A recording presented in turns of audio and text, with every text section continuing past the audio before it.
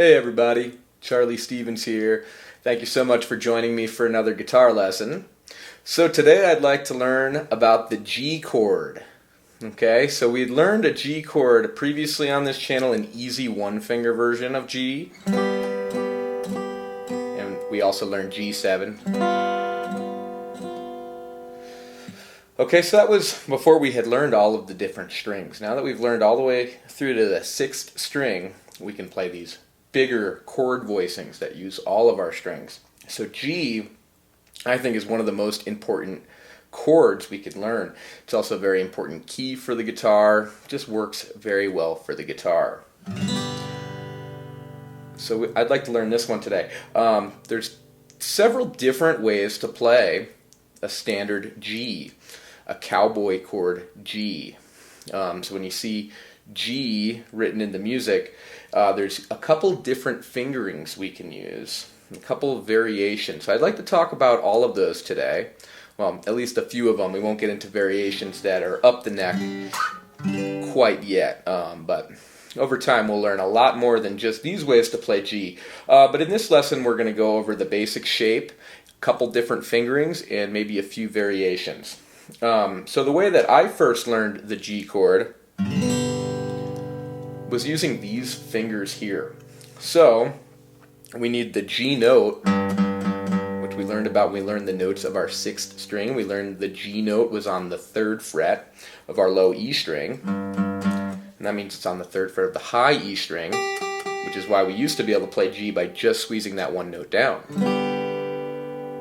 So G has a lot of open strings, so it's not too difficult to play. So the way I learned it was with the 2nd finger, playing this G on the low E string. Okay, and then the 1st finger plays the B note, which is here on the 2nd fret of the A string, the 5th string.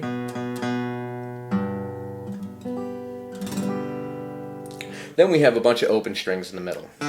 So that's actually the new part, these two fingers here. That's the new part. If you remember the other video of the easy G, it was like this. We basically add on these two fingers, and now we have the whole thing. Okay, so that's 3rd fret low E, 2nd fret A string, open D string, open G, open B, and then the 3rd finger plays this G note here on the high E. So again, just like that chord we learned, but we weren't allowed to strum these two strings, because if you just play them as open strings, you get some notes that aren't supposed to be in a G chord. But if you add these notes in here, you get your full G chord. Okay? Using fingers 2, 1, and 3.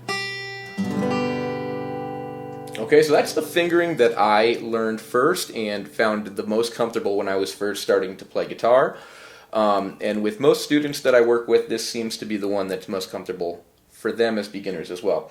Now, if you look in books, oftentimes they'll have this exact same shape, these exact same notes, but using different fingers.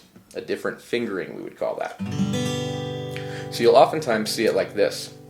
Okay, so the exact same shape. We still have the 3rd fret of low E, but now we're going to use our 3rd finger, which actually makes sense. That follows the rule we learned in our finger exercise video, where we learned that we like to usually keep each finger over a given fret, right? So that's actually nice that it follows that rule. Then the 2nd fret, we use the 2nd finger, also follows that rule. So that's a good way to play a G too. But now we need our little finger. Our pinky finger needs to play that way over here. And some people have a tough time with that when they're first starting out on guitar. So there is a time and a place for this chord, especially when we're going to a chord called G7. Now, we learned in our easy G videos that we had G like this, and then G7 was like this, where we changed the note on the high E to an F instead of a G. Okay, so when we do that, from this shape, now I take off my pinky and I put down my 1st finger. And that's a really good way of getting a full G7. So sometimes when I like to use this particular fingering for this G chord, might be because I'm getting ready to play that chord next. That might be a time where I would choose to use this finger.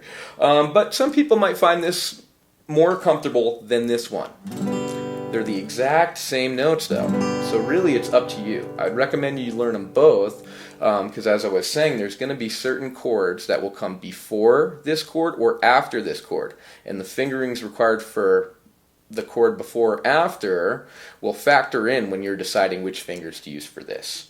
So it's a little bit advanced. So if you're very new to this, I'd recommend just picking whichever one of these two is the most comfortable for you and sort of making that your default G for a while, and maybe you can branch out later. For most people, I find it's this one. The one that does not use the fourth finger. Okay, but the one that does use the fourth finger, helpful for other reasons. One is going to this G7. Okay, you wouldn't really want to do that with these two fingers over here. How would you reach the first fret, right? So you must have to reset to do this chord. Okay, so G7, third fret, low E, second fret A, open D, open G, open B, and then first fret of high E. Again, it's just like the easy ones we learned, adding these notes over here to these two strings we weren't allowed to play before. Okay, there's your G, there's your G7. G, trade that finger out, G7. Hey, that one looks a lot like a C chord shape-wise, huh? Sounds very nice to go between those chords too. It's actually something called a cadence. But anyhow, I kind of think about that G7 as being a stretched out C chord, and then by comparison the C chord is kind of like a scrunched in G7.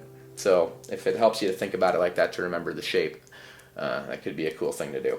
But really it's coming from this shape with this note going down 2 frets lower. And that's how we've arrived at this G7. Okay, so those are the two main ways to play G chord, G major chord that is, and also the one way that we've learned so far to play a G7. 2 if you count the way that only uses half the strings. Okay, so we actually have a few more variations I'd like to talk about. So from this one here, as I said, this is my most comfortable one. When I was first learning the guitar, I found this to be my sort of go-to. But there would also be songs that used a little variation on this, like this over here. So instead of having the open B string, we're going to play the 3rd fret on the B string. And we're still also going to play the 3rd fret on the high E. Okay, so instead of using my 3rd finger on the high E, I hop that one over. That one plays the 3rd fret of the B string, and then I use my pinky, and that goes down on the 3rd fret of the high E. And I get this different sounding G. So there is not a different name for this chord. Sometimes if we change the chord enough, we can say, oh, that's in a different inversion. We might have a slightly different label. Not so for this one. It's just a happy to glad change, as some people say. Meaning not too much has changed about it, but it does sound a little bit different. So I started learning this one in songs.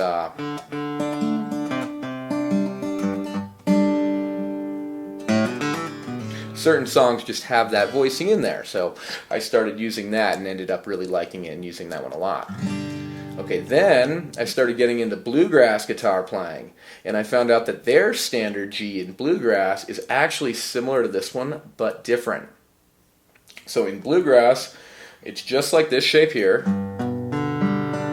where we have both these fingers, except what they do is they won't include this note here. This note that we're using, the 2nd fret of the A string with our 1st finger.